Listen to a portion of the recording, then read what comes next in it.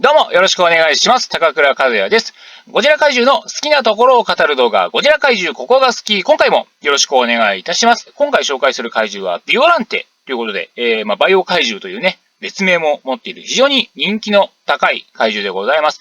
この動画ではですね、どういったね、映画に出ていたかとか、どんな特徴がある怪獣なのかというような、ざっくりとした概要をお話ししようかと思っておりますので、よろしくお願いいたします。早速参りましょう。まずは、ビオランテの主な出演作品からでございます。主なと言いましてもね、映画で出演したものっていうと、ゴジラ VS ビオランテ、この1本だけという、形になっておりますが、ね、なんでしょうね。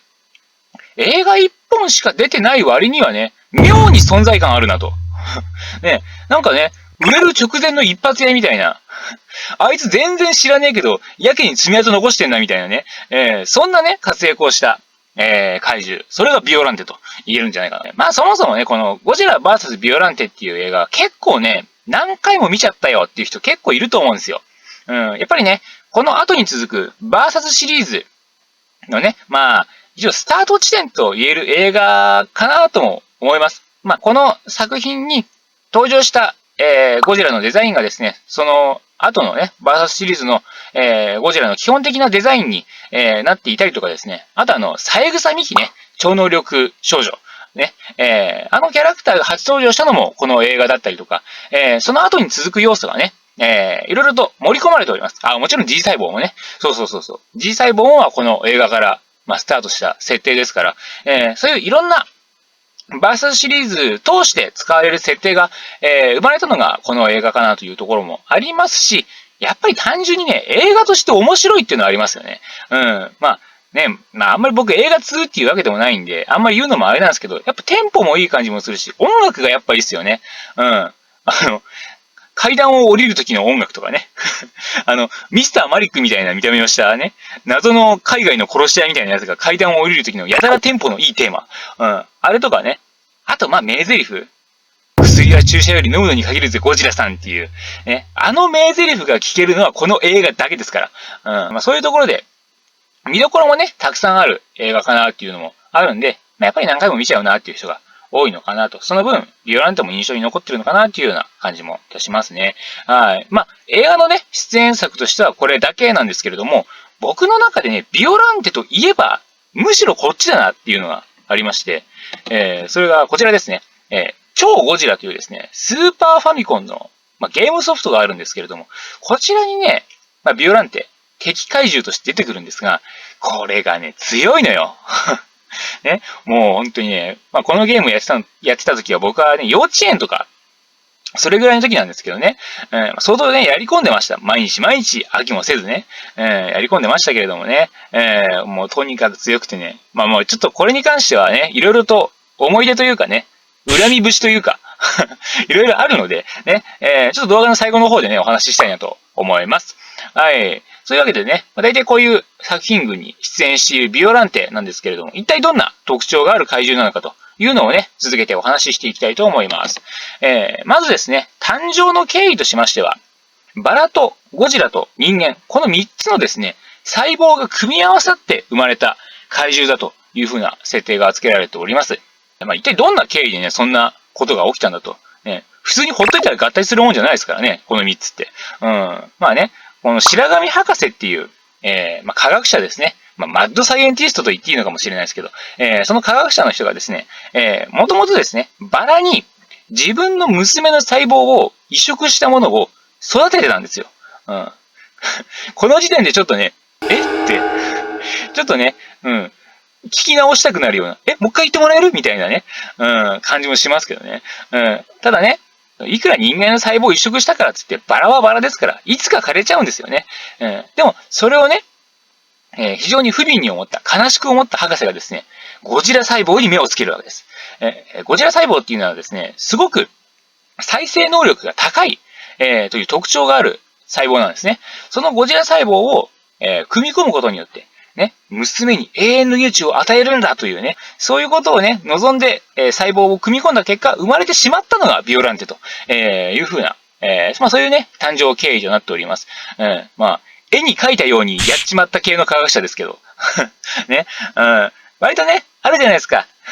昔からね、もう、科学者がね、感情に流されるとね、ろくなことにならない。博士も、なんかこう、いろいろやってる途中に気づかなかったのかなと。あれこれ昔見た映画であったやつだみたいな。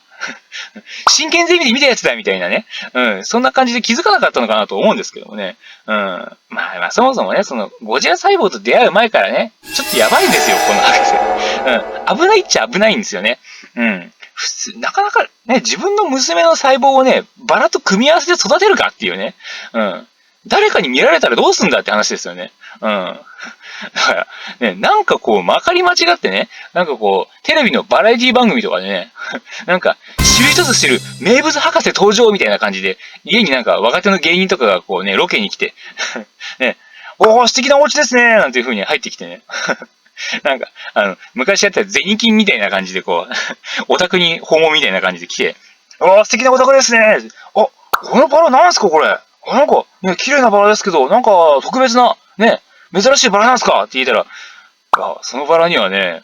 娘の細胞を組み込んで、私が育ててるんですよ。どう突っ込めばいいんだっていう。どうリアクションを返せばいいんだっていうね。非常にコメントがしづらいですよね。まさかそこでね、思いっきり突っ込むわけにもいかないしね。バカかお前とか言えないでしょ。そんなこと言ったら白神博士ブチ切れるかもしれないからね。何事に関してもね、ちょっと他人事みたいな話し方をする白神博士が、自分の娘のね、細胞が入ったバラをバカにされた時だけはマジ切れするっていう。そういう、なんかね、お蔵入り会になっちゃうかもしれないから。まあ、ブチ切れまくる白神博士ってのも見たいですけどね。なんか、そのうち、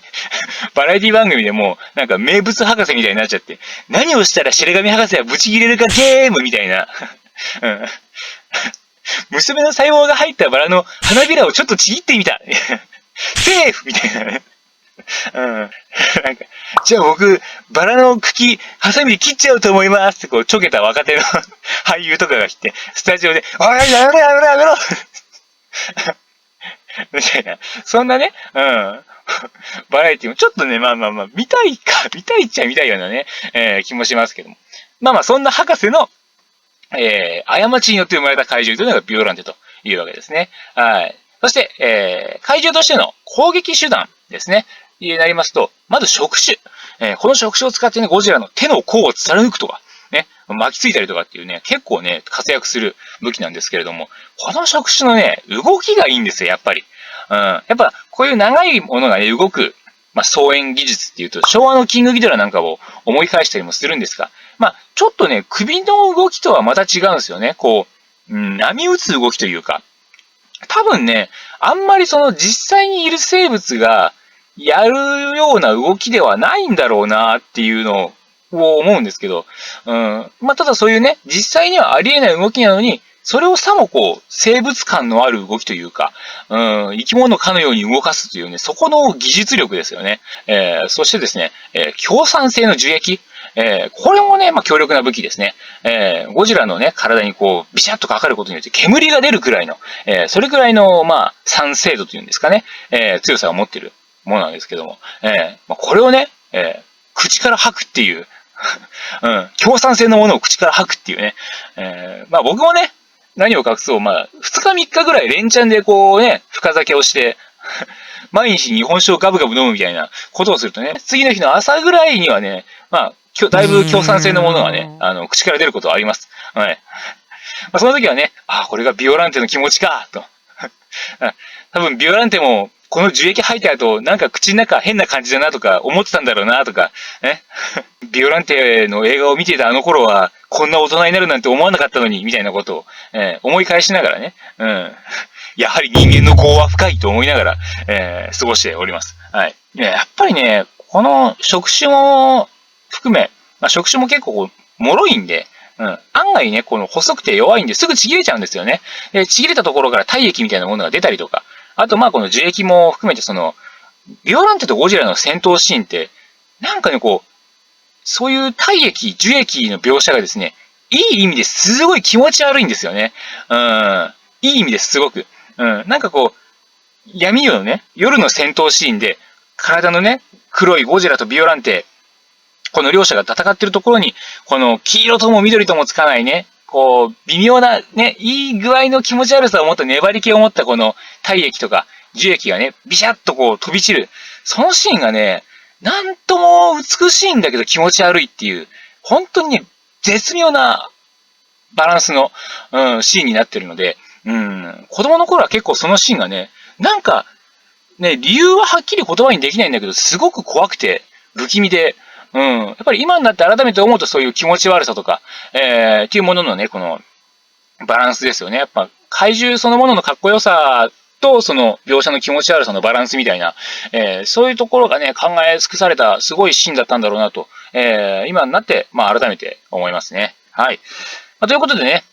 こういった特徴があるビオランテなんですが、他にもですね、大きな特徴がございまして、映画の中で姿形を変えるという、そんな特徴がございます。ビオランテが最初に出現した時の姿というのが、荷重形態と呼ばれてるんですけれども、そちらが、この画像になりますね。花の獣と書いて荷重形態と読むんですけれども、ご覧の通り結構不気味なね、印象でございます。どういう特徴があるのか、能力というよりはね、イメージというか印象の話になってしまうんですけれども、やっぱね、ちょっと怖いんですよ。荷重形態って。やっぱね、この立ち姿含め、ね、あとその、足元というかね、その、ビオランテのね、下の方に焚かれてるスモークなんかの演出も含めて、なんかちょっとね、不気味な、この世のものではないようなものが現れたかのような、そういう演出をされてるっていう、そういう面も含めてね、かなりね、怖い印象があるんですよね。荷重形態というのは。やっぱり話また戻りますけど、子供の頃見てるときは、序盤のね、荷重形態が出てるシーンの方がもっと怖かったですね。不気味さが際立って。だから早くね、食獣形態になってゴジラと戦ってくんないかなっていうふうに思いながら何回もビデオを見てた記憶がありますね。こんなね、怖い印象が受ける、ところと、やっぱり女性的なイメージですね。もちろんね、その誕生経緯として女性の遺伝子が組み込まれているっていう前情報ありきのところはあると思うんですけれども、やっぱりその立ち姿、繰り返しになりますけど、何回も言いますけども、立ち姿とか、あと鳴き声ですね。なんかこう、ね、か弱い女性の悲鳴のような、何度も物悲しい鳴き声。あれがね、イメージを形作ってると思うんですね。その女性らしさというか、女性風のというか、そういうイメージを感じさせる怪獣ではありますね。はい。で、そういうね、女性的なか弱さみたいなところを引きずってるのかもしれないけど、やっぱり怪獣としてのね、その防御力としては割と弱いんですよ。ゴジラとね、初対決したシーンでも、やっぱりね、ゴジラの熱戦のね、吐く熱ですぐ燃えちゃうんですよね。やっぱ植物怪獣なんで、火には弱いんですよ。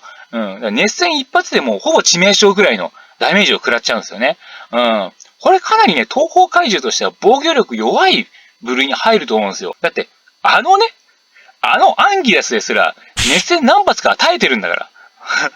ね、っていうのもあれだしね。あれですけど。だってね、ゴジラの逆襲の時なんかはね、